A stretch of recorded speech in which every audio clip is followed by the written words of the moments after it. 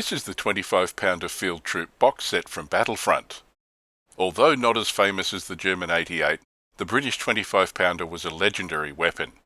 It served as the primary field artillery weapon of Commonwealth forces throughout the war and well beyond, still in service with some countries. If we have a look at the back of the box, we can see two views of the assembled gun and an exploded assembly diagram. The gun is pretty simple with just 7 parts. The limber, a trailer carrying ammunition and tools, is also included. This has 5 parts including open and closed doors. Each box set contains 4 plastic 25-pounder guns, 4 sprues of 8th Army gun crew, and 2 4th edition unit cards. It also comes with 4 plastic bases and 2 sprues of base filler plugs. Let's look at the plastic. I'm going to start with the gun crews. These are the new ABS plastic figures. There's been a lot said about the new flexible plastic and people have their own opinions. I'm just going to show the crews here and you can have a look and make up your own minds. The only very thin flexible part here is the figure with the rammer. This is a thin part and has some flex. The kit also has 2 cards, one for the 25-pounder Field Troop and one for a Honey OP tank. More on those later. Here are the gun sprues. Each gun comes on a single sprue of hard yellow plastic. The parts make up a gun and limber. Each gun has 3 barrel options. The early 25-pounder Mark II barrel without muzzle brake and the later Mark II barrel with muzzle brake. The barrel without the muzzle brake is the most appropriate for 8th Army forces. The final option here is a 17-pounder gun. This was an anti-tank gun rushed into service on the 25-pounder chassis to counter the Tiger tank in North Africa and Tunisia. Only about 100 of these hybrid 17 25-pounders were produced, but this gives British Desert Forces a potent anti-tank weapon. It's an interesting option for Battlefront to provide in this kit. The gun parts include the box trail and circular firing platform, the square gun shield, sight and wheels. In the middle of the sprue are the limber parts with wheels, limber and 2 door options, open or closed. The only other parts here are a 17-pounder and 25-pounder shell, as well as a 17-pounder and 25-pounder expended casing. In all, this is a really nice kit. Parts are clean and well cast with no flash or other issues. Construction looks straightforward, so let's build one. Here's the finished product. This quickly builds into a really nice sharp kit. Some details like the muzzle brake and trail legs are maybe a bit chunky and heroically scaled, but it makes a strong and very attractive table piece.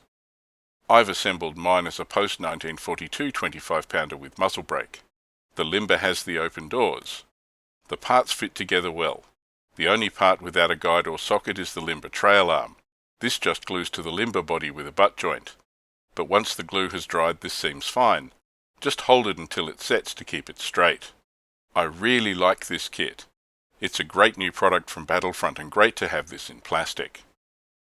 Let's look at the history of the 25-pounder gun. Lack of funding in the interwar years limited artillery development, but Britain had significant stocks of World War I era 18-pounder guns. These existing guns were modified using a special barrel liner to fire a newly designed variable charge artillery shell weighing 25 pounds. The ammunition was separate loading, the shell was loaded and then a brass casing containing the propellant was loaded and the gun fired. This was termed quick firing because this allowed significantly faster rate of fire than using bagged propellant charges. Modified 18-pounder guns were designated Ordnance Quick Firing 25-pounder Mark I, but were also called the 18-25-pounder.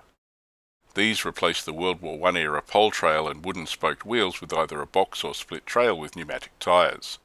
This allowed towing at high speed by motor transport.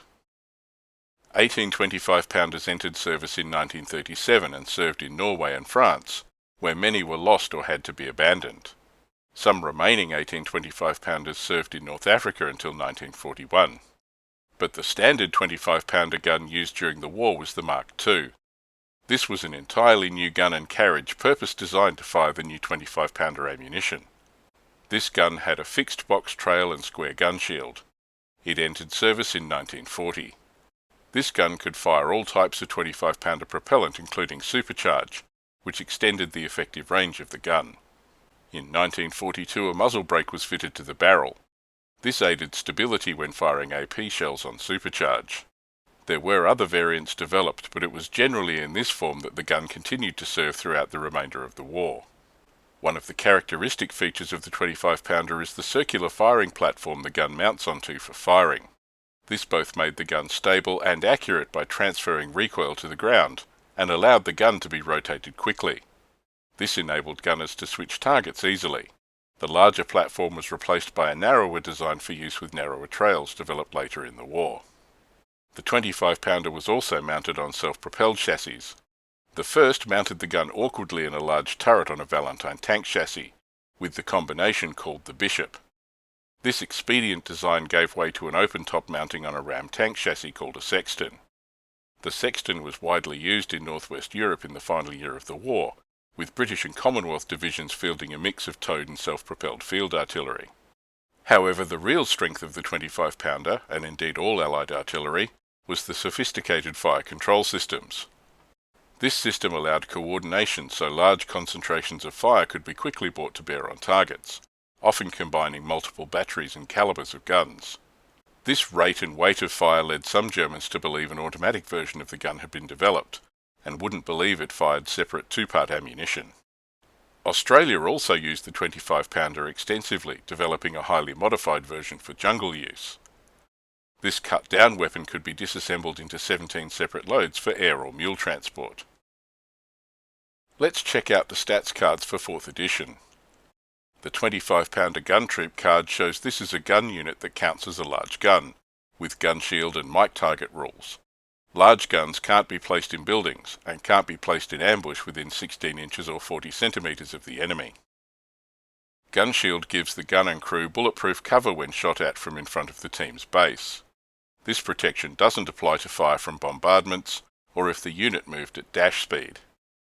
Mic target means when the spotting team ranges in for this unit, it may immediately roll to range in another unit that also has the mic target rule. This means forces with multiple artillery troops can concentrate their fire on the enemy. The field troop is careful so is hit on a 4+. They have a 4+ gun save. Their motivation is fearless so they pass motivation tests on 3+. They're veterans so they pass skill tests on 3+, but as a gun team they'll not charge into battle. They have an assault of 4+, so don't expect these crews to be keen to duke it out at close quarters. These guns don't have a tactical move, and only very short dash moves. Don't expect to see these speeding across the table without some transport. Cross is a 6. The lack of a tactical move has implications in an assault. If the British forces are forced to break off during an assault, these guns won't be able to move out of range of consolidating enemy forces, so may well be captured and destroyed. So try and keep these guns out of harm's way, something to keep an eye out for.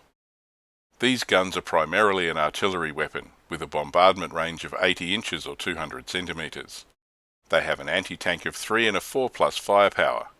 Once per game these guns can fire a smoke bombardment. But the 25-pounder could be used for direct fire as well. In this role the guns have a 24-inch or 60 centimetre range, a halted rate of fire of 2 and moving of 1. Remember this gun can't fire on the move. This stat covers options like digging in, which reduces the rate of fire that turn. Anti-tank is a respectable 9 with a 3+ firepower, so use these to see off any early or mid-war tanks or lighter armour and transports that venture too close.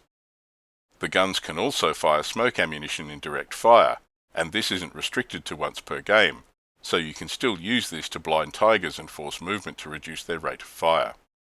A 2-gun troop is 7 points and a 4-gun troop is 14 points, so they're a bit pricey but a great artillery weapon for the British, with a handy direct fire capability as a backup. A Honey OP tank is 2 points. The Honey OP is similar to a Honey gun tank, but has the independent, observer and scout rules. Observer means the unit can spot for any friendly artillery unit, while scout means the tank remains gone to ground while moving. Independent means this unit can't charge into contact, take an objective, or count towards victory points. So here we are. I really like these. The 25-pounder is a great product to have available in plastic. Detail is good, and while they're a bit heroic and chunky, this makes them solid gaming pieces. The face detail on the ABS plastic gun crew is a bit soft, but otherwise I don't mind the sculpts or the new materials. Your opinion may differ, in which case you may want to source metal or plastic alternatives. This box set has everything you need to give your British forces some artillery punch. These will be a regular feature in most British lists. Time to retire my old metal guns for these lovely plastics. Thanks to Battlefront for supplying this review kit.